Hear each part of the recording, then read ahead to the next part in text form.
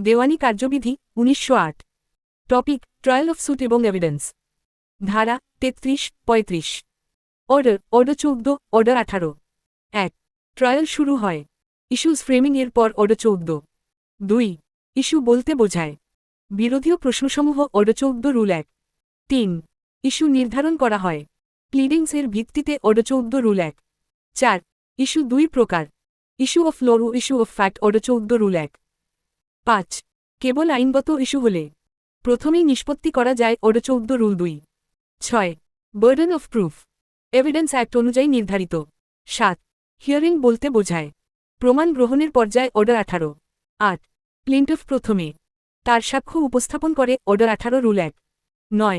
Defendant সাক্ষ্য দেয় প্লিন্টিফের পর অর্ডার ১৮ রুল ১। ১০. এভিডেন্স গ্রহণ অ্যাফিডেভিটের মাধ্যমে হতে পারে অর্ডার ১৮ রুল ৪। ১১. ক্রস এক্সামিনেশন আদালতে বা কমিশনে অর্ডার ১৮ রুল ৪। ১২. উইটনেস রিকল আদালতের অনুমতিতে অর্ডার ১৮ রুল ১৭। ১৩. অ্যাডজার্নমেন্ট যুক্তিসঙ্গত কারণে অর্ডার ১৭। ১৪. অ্যাডজার্নমেন্ট এর অপব্যবহার খরচ আরোপযোগ্য ধারা ৩৫। ১৫. কস্ট ফলো দি ইভেন্ট সাধারণ নীতি ধারা ৩৫। ১৬. কস্ট নির্ধারণ আদালতের বিবেচনাধিকার ধারা ৩৫। ১৭. এভিডেন্স শেষ হলে ওরাল আর্গুমেন্ট হয় অর্ডার ১৮। ১৮.